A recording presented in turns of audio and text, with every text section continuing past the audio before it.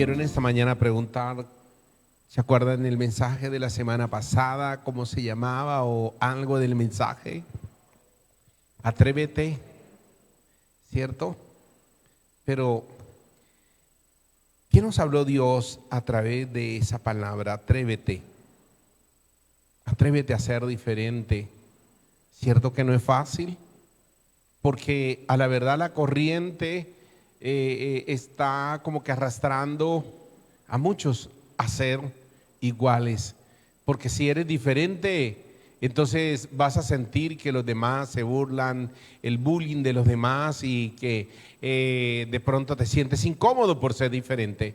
Pero el propósito es ese, que podamos mantener la esencia.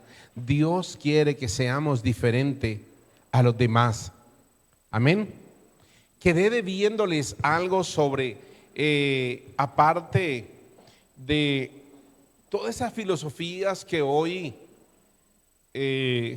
golpean con mucha fuerza el hogar, la familia, porque les hablaba de el modernismo, les hablaba de el modernismo y el posmodernismo, pero también hay algo, y que es una corriente filosófica muy fuerte de este tiempo también, que no es que sea nueva, es que hoy está golpeando la iglesia así como lo ha hecho ayer, pero hoy lo hace con más fuerza, y es el relativismo.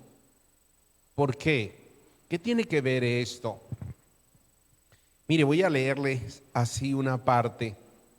El relativismo es una posición filosófica que niega la existencia de verdades absolutas.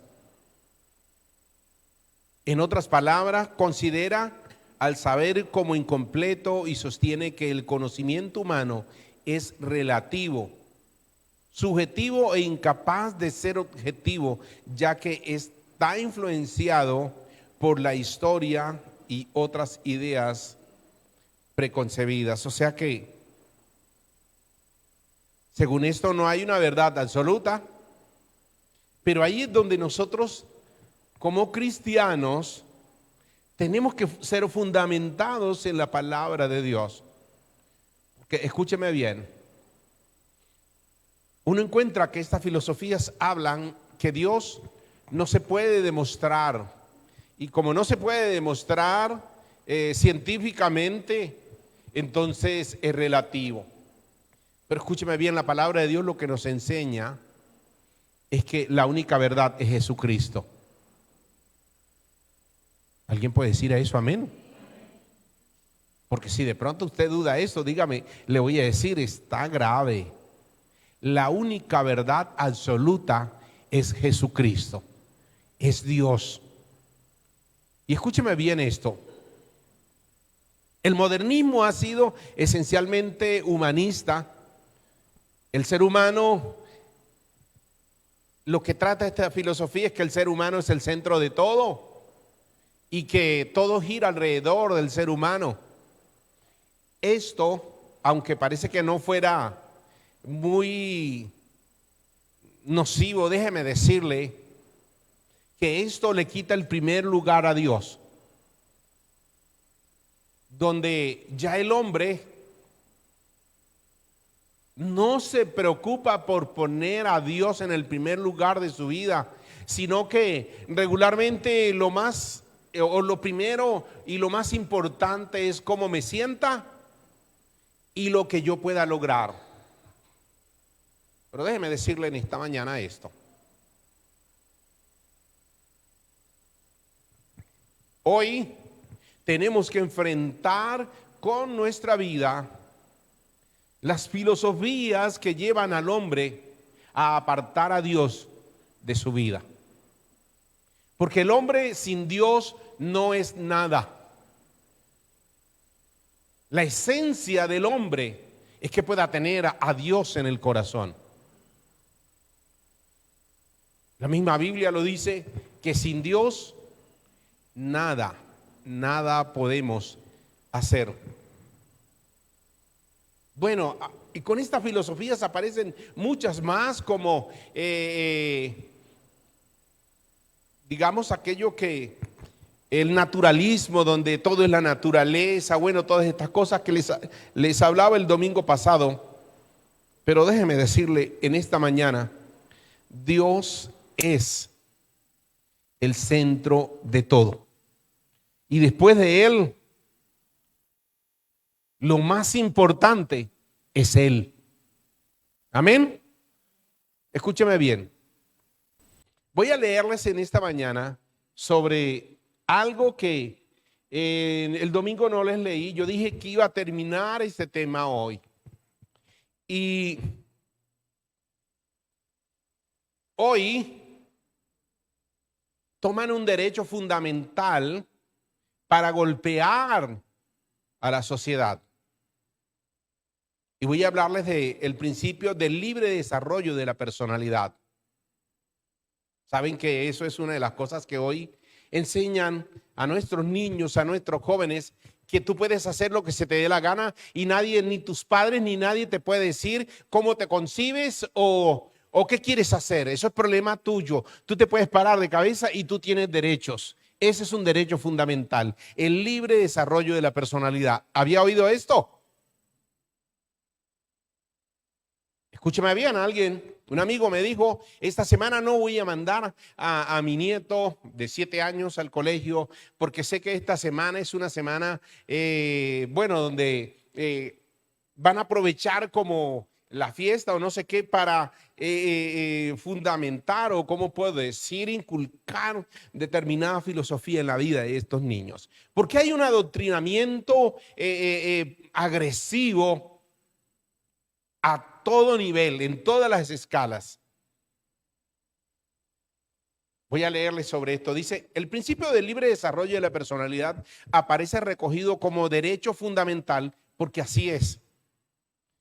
El planteamiento del principio del libre desarrollo de la personalidad como derecho implica que se considere como modelo estructural de todos los derechos de libertad, ya que en su contenido se puede incluir constatación de la libertad como capacidad de autodeterminación y como pretensión de abstención frente a cualquier intervención del poder público que carezca de fundamentación jurídica. ¿Qué quiere decir?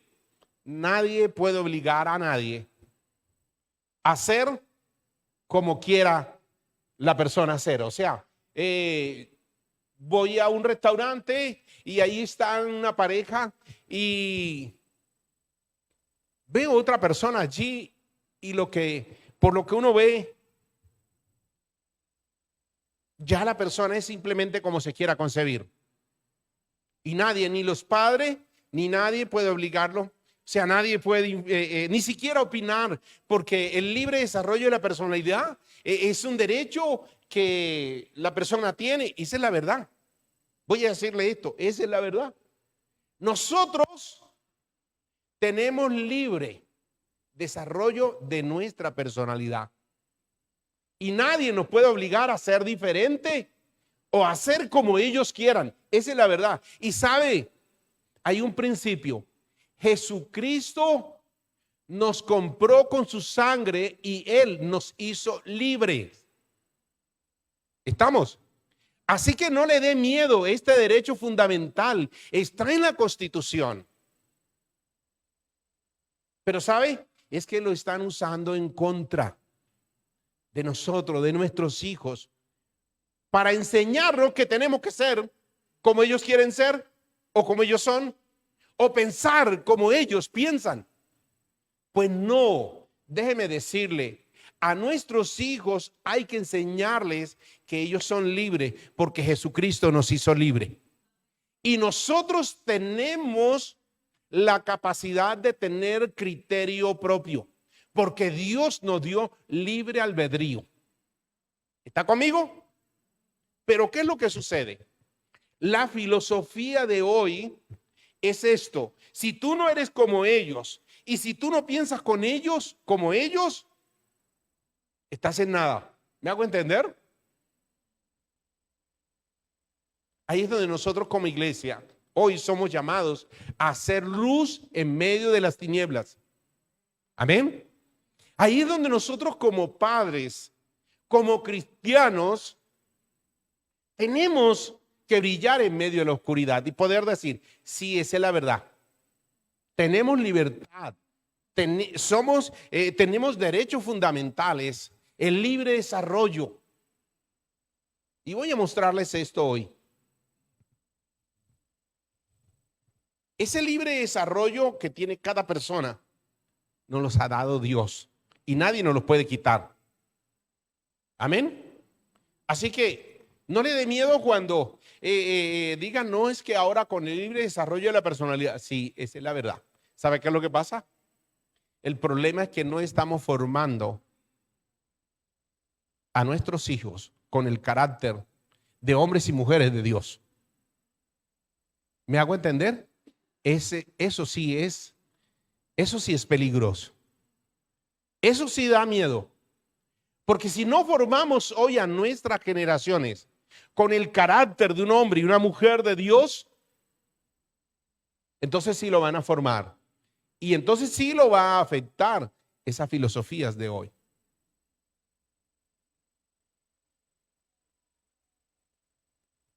Yo quiero decirle esto en esta mañana como subtítulo. Somos una nación santa. Somos otra cultura. Somos diferentes. ¿Cuántos creen esto que es así? Primera de Pedro capítulo 2 versículo 9. Primera de Pedro capítulo 2 versículo 9. Voy a leer, creo que hasta el versículo 12. Mire lo que dice. En esta versión dice la palabra de Dios así, nueva traducción viviente, pero ustedes no son así porque son un pueblo que, ¿sí está leyendo? Pero ustedes no son así porque son un pueblo elegido. ¿Son qué? Sacerdotes del rey, una nación, posesión exclusiva de Dios. Por eso puede mostrar a otros la bondad de Dios, pues Él nos ha llamado a salir de la oscuridad y entrar en su luz. ¿Sabe qué está diciendo Dios a través de esta palabra? El pueblo cristiano es un pueblo diferente. El pueblo cristiano es un pueblo de Dios. Pero escúcheme bien, ahí es donde nosotros tenemos que prestar atención a esto. Sí, yo me tengo que concebir como diferente. Me tengo que concebir y mis hijos se tienen que concebir como una nación que, eso dice la palabra de Dios, ¿o no? Que tengo ciudadanía colombiana, pero tengo una ciudadanía por encima de todo que es universal, que es la ciudadanía del reino de los cielos. Y la Biblia dice que nosotros nos tenemos que concebir como una nación diferente, un pueblo escogido por Dios. Y si estás en un círculo social y te dicen, ay, pero usted es diferente, ¿qué vamos a decir? Sí, esa es la verdad. Sí somos diferentes y muy diferentes. Nosotros no hacemos lo que hacen otras culturas. Nuestra cultura es de una nación como santa. Pero ahí es donde nosotros tenemos que revisar hoy si realmente nuestra cultura es de una nación diferente, una nación santa. ¿Está conmigo? Escúcheme bien, mire lo que dice el versículo 10. Antes no tenían identidad como pueblo. ¿Qué dice eso? Antes eran uno más del montón, ¿cierto que sí? Antes no tenían identidad como pueblo. Ahora ¿son qué? Pueblo de Dios. Antes no recibieron misericordia. Ahora han recibido misericordia de Dios. Versículo 11. Queridos amigos, ya que son extranjeros y residentes temporales. Espera un momentico. ¿Qué significa extranjeros y residentes temporales? Que no somos de aquí. ¿Cierto que sí? No somos de aquí y aquí estamos temporalmente. Eso es lo que dice la Biblia, ¿cierto? ¿De dónde somos entonces? Escúchame bien, somos del reino de los cielos, pero que esto no se nos olvide. No somos uno más del montón. Y yo quiero hacer un paréntesis en esto y decirles esto. Dios nos compró con su sangre, nos hizo sus hijos y ha hecho de nosotros una nación santa, y como tal nos tenemos que concebir cada día. Y cuando nosotros nos relacionamos con los demás, lo primero que yo tengo que pensar es esto: sí, yo soy diferente. Amén. Sí, es que así lo somos. Yo soy diferente y yo no puedo ser como ellos. Usted ve que cuando uno se encuentra con personas de otra cultura y que hablan diferente, piensan diferente, comen diferente, ¿no es así? ¿Y ellos se sienten incómodos por ser diferentes? No, son lo que son. Tienen personalidad, tienen criterio, tienen identidad. Y escúcheme bien esto.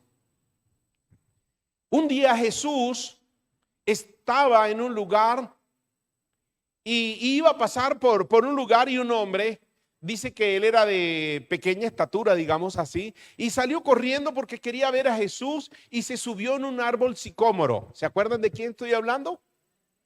Ok, y le dice: Zaqueo, es necesario que yo entre a tu casa, que pose en tu casa.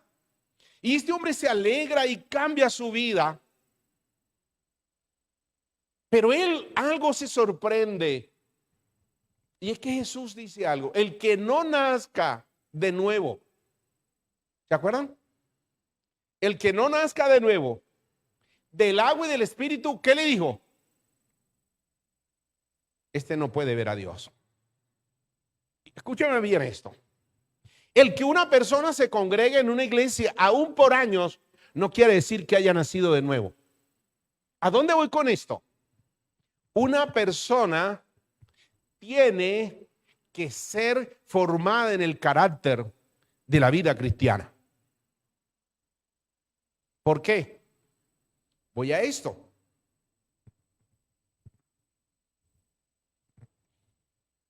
Voy a abrir, a mostrarles como un ejemplo. Cuando nosotros tenemos un propósito de vida, no es un propósito pasajero. Vamos a decirle esto. Yo veo niños en la iglesia y yo veo que es tremenda oportunidad. Y entre más pequeño, mucho mejor. Porque uno ve esto. Cuando un niño crece en el evangelio y ha sido discipulado, tiene una promesa de parte de Dios. ¿Sabe cuál es? Hola, ¿cuántos están aquí? Está en Proverbios capítulo 22, versículo 6 en adelante. Pero voy a mostrarle un ejemplo de esto. En Éxodo capítulo 2, el versículo 6. ¿Se acuerda de un niño que nace, es hermoso, su mamá lo quiere conservar porque los mataban, ¿cierto? ¿Se acuerda que mataban a los niños? Y entonces ella hace un arca de junco y la calefatea y lo pone en el agua allí y deja a su hermana mirándolo, cuidándolo. ¿Se acuerdan de quién estamos hablando? De Moisés. Ese nombre dice porque fue tomado de las aguas. Y entonces la hija de Faraón, la princesa, va a bañarse al río y ve allá la arquilla de juncos y escucha al niño llorando. Una de sus, ¿cómo se puede decir? La asistente de la hija del faraón lo trae y ella lo abre y se da cuenta que es ¿qué dijo ella? Ay, es uno de los hebreos. Ella, ¿por qué se dio cuenta que era una de los hebreos? Porque aún por muy pequeño que sea, somos diferentes. Y mire lo que dice el versículo 6. Al abrir la canasta, la princesa vio al bebé. El niño lloraba y ella sintió lástima por él. Seguramente es un niño hebreo, dijo, versículo 7. Entonces la hermana del bebé, ¿se acuerda la que lo estaba cuidando? Se acercó a la princesa y le dice, ¿quieres que vaya a buscar a una mujer hebrea para que para que le amamante el bebé? O sea, para que lo termine de criar. ¿Y qué dice?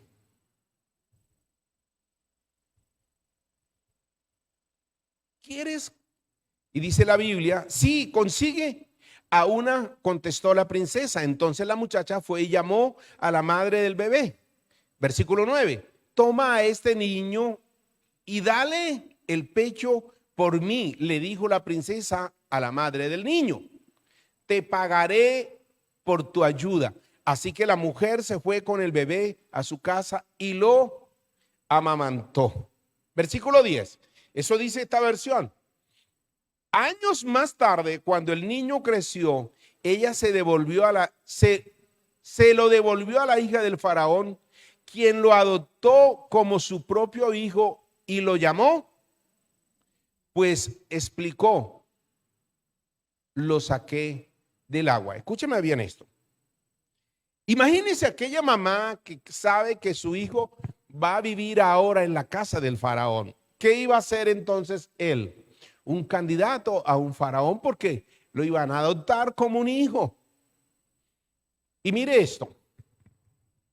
Muchas veces nosotros los cristianos nos da miedo que nuestros hijos salgan y desde, como decía, desde el colegio muy temprana edad le empiezan a golpear su fe, su forma de ser, de vivir. ¿Y qué pasó? Esta mujer hizo una tarea de criar a aquel niño, pero la hizo muy bien. ¿Sabe por qué? Imagínense cuando llega Moisés a la casa del faraón, ¿se iba a parecer a un hebreo? No, seguro que ahora le iban a plasmar sobre él todos los rasgos de un egipcio. Y seguro que lo iban a formar en la universidad de los egipcios, ¿cierto que sí? Y sabe, había algo muy importante y que lo deja ver la palabra de Dios, que aunque lo formaron con todas las costumbres de los egipcios, con todas las estrategias de guerra, en la universidad lo prepararon, ¿sabe? Su corazón nunca dejó de ser hebreo. ¿Sabía eso? ¿Por qué? ¿Por qué puedo decir yo que su corazón nunca dejó de ser hebreo? Porque él vio que un día un egipcio maltrataba a un hebreo. ¿Se acuerda de eso? Y como eso lo lleva allá adentro, ¿sabe quién se encargó de que él, su corazón permaneciera, aunque fuera a Egipto, permaneciera siendo hebreo? Su mamá, decimos elegante, ¿cierto que sí? Mire la influencia que tenemos, ¿cierto que sí? Mire lo que hace una madre al formar el carácter de un hijo. Y Proverbios 22:6 dice, instruye. Mire lo que dice en esta versión, Proverbios 22:6, en la Nueva Traducción Viviente dice, dirige a tus hijos por el camino. No están proyectando. No lo proyecten, tranquilo. Dice, por el camino correcto. ¿Sabe por qué? Porque el único camino correcto es el camino de Dios. Y ella enfatizó en esto. Y aunque dice, y cuando sean mayores, no lo abandonarán. Eso dice esta versión. Escúcheme, ahí es donde yo quiero en esta mañana enfatizar. Regularmente como padres hemos perdido muchas veces el norte cuando nosotros no enfatizamos en fundamentar, en adoctrinar a nuestros hijos. ¿Por qué? ¿Cuánto tiempo demora la clase de iglesia infantil allá en los salones? Suponiendo 40 minutos, ¿cierto? ¿Cada cuánto? Cada 8 días si la persona es constante. Porque si no va a ser cada 15 días 40, o si no, cada 20 días, cada mes, ¿cierto? Ahora, ¿cada cuánto adoctrinan a nuestras generaciones? Escúcheme bien, todos los días y a toda hora. ¿Por qué? Abra las redes sociales y usted va a ver. Escúcheme, ahí es donde nosotros como padres tenemos que fijarnos en esto. Si nosotros no enfatizamos en cada día, orar con ellos, leer la palabra de Dios, podemos estar perdiendo el tiempo. ¿Por qué? Porque luego van al colegio, a la universidad y decimos, no, pero es que no quiere volver a la iglesia. ¿Cierto que sí? Pero es que ya no quiere orar, pero ¿sabes qué? Voy a decirle esto, que aunque no quiera orar, aunque no quiera venir a la iglesia, escúchame bien, la palabra de Dios se cumple. Tus hijos un día volverán a los pies del Señor. Amén. Caminarán en sus caminos, porque Él lo dice, instrúyelo en su camino y aunque fuere viejo, no se apartará de él. Mire, esto es como una marca en el alma, una marca en la vida, cuando nosotros fundamentamos a nuestros hijos. Y qué bueno es eso, desde que temprana edad nosotros podamos tomar a un niño y fundamentarlo. Porque va a ir al colegio, sí. Va a ir a la universidad, sí. Va a ir al trabajo, sí. Va a ir al mundo. Pero qué bueno que nosotros podamos fundamentar a nuestros hijos en el temor de Dios. La imagen dice, atrévete, ¿a qué? Bueno, no deja ver, pero ahí está un abuelo, como que enseñándole, ¿qué le está enseñando? Puede ser carpintería, ¿cierto que sí? Qué bueno que nosotros podamos enseñar a nuestras generaciones y saber que ese es el único seguro, ¿cierto? Que aunque no estemos, nuestras generaciones serán poderosas y benditas sobre la tierra. Escúcheme, somos un pueblo radical, somos un pueblo especial, eso dice la palabra de Dios. No somos como el mundo, no somos como los demás. Eso tiene que ser claro en nosotros. Y así tenemos que empoderar a nuestros hijos con criterio. ¿Está conmigo? ¿Por qué? Porque si no, le van a decir, ay, pero tú eres diferente, y él se va a sentir incómodo, se va a sentir mal porque le digan, tú eres diferente. Sí, qué bueno, soy diferente. Mi papá, mi abuelo me enseñó que sí, soy diferente. Y si tú quieres, puedes ser como yo. ¿Está conmigo? Yo le digo esto porque yo nací en un hogar cristiano y ya a los 7 años, sí, creo que a los 7 años fue que me pusieron al colegio. En mi época no entraba uno como ahora los niños a los 3, 4 años. Y si me van a decir, uy, qué viejo, sí, ya tengo mis años. Y en esa época yo me acuerdo que en la escuelita lo aceptaban a uno era cuando tuviera 7 años. Y déjeme decirle, allí un día la profesora me pidió que hiciera algo y yo le dije, no, profe. Mi papá y mi mamá me dijo que no, yo no puedo hacer eso porque yo me acuerdo que le dije, yo soy evangélico. Pues ellos me enseñaban esa palabra, evangélico, y que ni siquiera sabía qué significaba ser evangélico, pero mis papás me habían enseñado que habían cosas que no agradan a Dios y si no agradan a Dios yo no lo puedo hacer. No es que sea por allá 1940, no. Pero escúcheme bien, ya a los 7 años ya tenía criterio. Y aunque mi profe era para mí como, ¿cómo puedo decirle? Alguien muy, uno de su profe forma, no sé, alguien con un marco así muy, lo marca uno, pero yo me atreví a decirle, no, profe, Mi papá me enseñó que soy evangélico y que no puedo hacer eso. Y ella me dijo, no, ¿cómo así? Sus papás, no sé qué. Yo le dije, bueno, aquí tiene un problema con mi papá. Y yo me acuerdo que llegué a la casa a decirle, papá, yo me sentí mal, la profe me dijo esto y me dijo que usted es esto y esto. Y yo me acuerdo que mis padres, mi papá, porque mi mamá nunca fue al colegio donde yo estudié, siempre fue mi papá.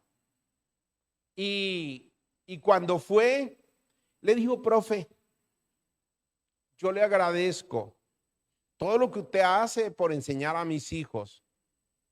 Pero en cuanto a la fe cristiana, yo soy quien lo enseña. Y si no pueden estudiar, prefiero que no estudien. Pero antes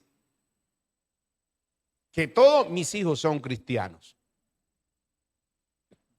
Y la profe como que no le gustaba mucho, y no le dijo nada, pero ahí empezó como la guerra de yo sentirme diferente.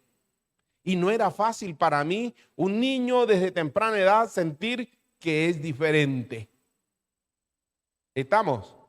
Y a veces me sentía re mal por ser diferente. Y yo me acuerdo que un niño una vez, ya como a los 3 años, yo llevaba como 3 años en el colegio y entonces me decían, ay, evangélico, evangélico. Y entonces eso lo laceraba a uno. Y un día me dijo un niño, ay, usted es evangélico. Y los evangélicos, me dijo una cantidad de cosas. Y se untó saliva y me untó en la cara. Y yo me acuerdo que dije, soy evangélico, pero no bobo. Y se tuvo que arrepentir de haberme echado salivas en la cara. Claro que yo cuando fui donde mi papá, yo fui contento a decirle, ay papá, imagínense que me dijo que, bueno, y yo no les decía a ellos por donde pasaba, pero ese día ya me había llenado la copa.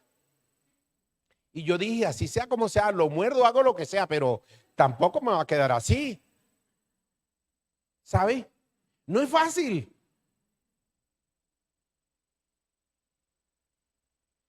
Gracias a mi Dios que mi padre, siendo un campesino con mucha sabiduría, me dijo, hijo, no es fácil uno responder y no es fácil esto, pero sí somos diferentes, hijo. Y yo me sentía en desventaja por ser diferente. ¿Sí me hago entender? Yo me sentía en desventaja. Bueno, ya a esta edad no me siento así. Pero no es fácil. Para nuestros hijos no es fácil. Aún los jóvenes, las redes sociales. Pero ese es un derecho fundamental. Amén. Tenemos libertad. Tenemos libre desarrollo de la personalidad. Amén. Pero nosotros como padres hoy tenemos que formar el carácter de nuestros hijos. Desde muy temprana edad. Aunque usted conoció al Señor a los 50, no importa. La palabra de Dios dice que usted y yo, a la edad que conocemos al Señor, tenemos que estar dispuestos a ser moldeados como el barro. Amén. Que el carácter de Cristo se ha formado en nosotros. Y si nosotros no estamos dispuestos, ¿sabe qué vamos a hacer? El mismo tiesto viejo. Por eso es que tenemos que ir al Señor a decirle, Padre, aquí estoy. Cambia mis pensamientos. Cambia mi forma de ser. Escúcheme, no es fácil. Cuando uno llega a los pies del Señor con muchas cosas preconcebidas y no permito que Él cambie mi mente. ¿Se acuerda cómo empecé el domingo pasado predicando sobre, si quiere anotemos esa cita, pongámosla nuevamente, en Nueva Traducción Viviente vamos a buscar Romanos capítulo 12, versículo 1, creo que voy a leer hasta el 3, pero vamos a leer el versículo 1. Romanos capítulo 2, recordando lo que leí el domingo pasado. ¿Está conmigo? ¿Cuántos se quieren ir ya? Digan amén. No, ¿seguimos? Ok. ¿Qué dice? Por lo tanto, Amados hermanos, les ruego que entreguen sus cuerpos a Dios por todo lo que Él ha hecho a favor de ustedes. Que sea un sacrificio vivo y santo, la clase de sacrificio que a Él le agrada. Esa es la verdadera forma de adorarlo. Versículo 2. No imiten las conductas ni las costumbres de este mundo. Más bien dejen que Dios los transforme en personas nuevas al cambiar la manera de ¿qué? De pensar. Entonces yo saco una conclusión. Si mi mente cambia, mi vida cambia. Yo tengo que permitirle a Dios que esos pensamientos preconcebidos de que aún hay padres que desde temprana edad le dicen a sus hijos: hijo, usted es un hombrecito, ¿sí o no? Usted es un machito y usted no se deje echar de nadie por delante, ¿sí o no? Usted puede, mi hijito, hacer lo que se le da la gana. Es tanto que entre más pecaminoso sea, mucho mejor. ¿Pero qué? La palabra de Dios lo que nos dice es que nuestra mente primero tiene que ser transformada y permitir que Dios forme en nosotros nuevos pensamientos. Amén. Escúcheme, quiero terminar porque el tema es largo, pero quiero dejarlo aquí. La Biblia dice que somos un pueblo radical, somos un pueblo especial. Y si estamos verdaderamente dispuestos a ser verdaderos cristianos, tenemos que ser radicales. ¿Por qué? Porque como pueblo de Dios no vivimos en dos aguas, allá y acá. No vivimos como que en un pueblo que no tiene identidad. No, Señor. Somos hombres santos. Así nos concibe Dios y así tenemos que concebirnos. ¿Quién dijo amén? Escúcheme. Desde temprana edad he leído, y yo sé que ustedes lo saben, desde que iba a iglesia infantil, he conocido la historia de Daniel. ¿Se acuerda la historia de Daniel? En la historia de Daniel encontramos que él, cuando va a Babilonia, dice que él propuso no contaminarse con la comida del rey. ¿Por qué? Porque esa era una comida sacrificada a los ídolos. ¿Ok? Pero también tenía unos amigos. ¿Sabe cómo se llamaban sus amigos? Sadrach, Mesach y Abednego, ¿cierto? Y entonces, estos jóvenes están en medio de una época donde dice que el rey Nabucodonosor hizo una estatua y todo el mundo, cuando sonara la música, la zampoña, bueno, el tamboril, todas estas cosas, la flauta, los instrumentos de esa época, dice que debían postrarse y adorar la estatua. Pero aquellos jovencitos, aquellos jóvenes, Sadrach, Mesach y Abednego, ¿qué hicieron? Dice que no. Y los acusaron: mira, estos jóvenes que tú pusiste. Voy a leer el texto. Daniel capítulo 3, versículo 13. Daniel 3, 13. En esta versión. Entonces Nabucodonosor se enfureció y ordenó que trajesen a Sadrach, Mesach y Abednego. Cuando los trajeron, Nabucodonosor les preguntó: ¿es cierto, Sadrach, Mesach y Abednego, que ustedes se rehúsan a servir a mis dioses y a rendir culto a esta estatua de oro que he levantado? Mire lo que dice el versículo 15: les daré oportunidad más para inclinarse y rendir culto a la estatua que he hecho cuando oigan el sonido de los instrumentos musicales. Sin embargo, si se niegan, serán inmediatamente arrojados al horno ardiente. Y entonces, ¿qué Dios podrá rescatarlos de mi poder? Sadrach, Mesach y Abednego, versículo 16, dijeron: oh Nabucodonosor, no necesitamos defendernos delante de usted. Si nos arrojan al horno ardiente, el Dios a quien servimos es capaz de salvarnos. Tremendo. ¿Eran radicales? Y escúcheme bien, hoy ese es el problema, que regularmente nos falta ser radicales. Amén. Mira, en el matrimonio tenemos que ser radical. ¿Sí? En la economía. En todo dice la Biblia que somos santos, somos un pueblo especial, somos diferentes. Y si no somos radicales, es el momento de decirle a Dios, perdóname. Quiero que mi mente, mi pensamiento, mi vida sea transformada por ti. Amén.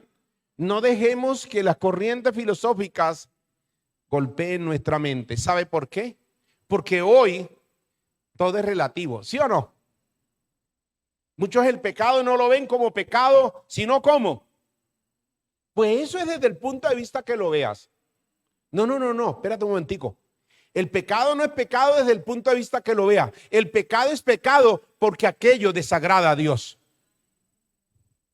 No todo es relativo.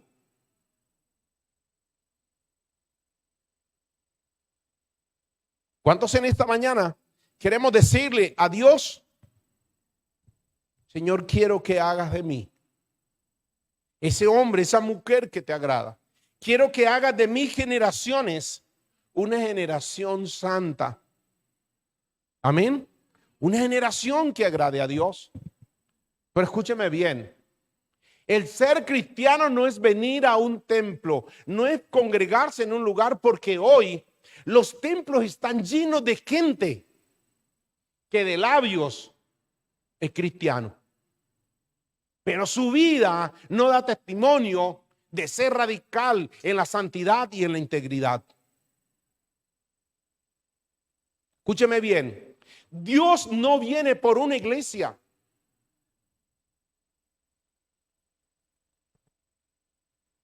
Que es relativa, que es moderna.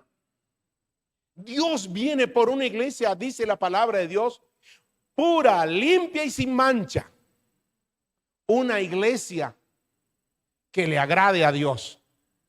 La Biblia dice allá en el libro de Apocalipsis, y a su novia.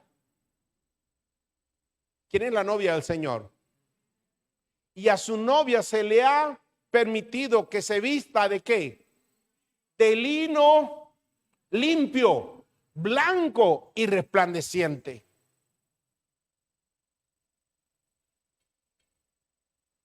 Dios es luz y ningunas tinieblas hay en él. Amén. Y nosotros como pueblo de Dios tenemos que ser radicales. Escúcheme bien. No hay nada mejor, no hay mejor defensa, no hay nada que proteja más al cristiano que la santidad. ¿Quieres tener un buen hogar? ¿No quieres andar en esos problemas que anda el mundo de celos, de contiendas? ¿Qué tenemos que hacer? El Señor dice así en la palabra: sed santo porque yo soy santo. Amén. Sed santo porque yo soy santo. ¿Cuántos en esta mañana quieren decirle al Señor, Padre, yo quiero ser diferente y quiero empoderar a mis generaciones, como dice tu palabra? Que aunque vayan al colegio, aunque vayan a la universidad, se conciban con libertad, como dice Dios que somos. Amén. Somos un pueblo diferente. Somos el pueblo de Dios. Y somos un pueblo llamado a agradar a Dios con nuestra vida. Y ya no vivimos como nosotros somos el centro de todo y todo gira alrededor de mí. Ahora nosotros podemos decir, Jesucristo es el centro de mi vida y mi vida gira alrededor de Él. ¿Cuántos se consideran así? Aquellos que se consideran así, yo quiero invitarlos en esta mañana que se colocan en pie y eleven una oración a Dios conmigo para decirle: Dios, yo me concibo como hijo tuyo. Yo me concibo como un pueblo santo, un pueblo radical. Yo quiero vivir una vida para ti. ¿Cuántos quieren decirle en esta mañana conmigo esto al Señor? Bueno, no oí así de muy duro ese amén. No le dé miedo. que de pronto, donde esté o donde vaya,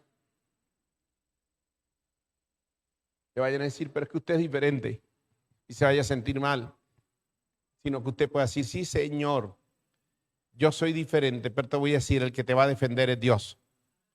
El que te va a premiar es Dios. El que te va a bendecir es Dios.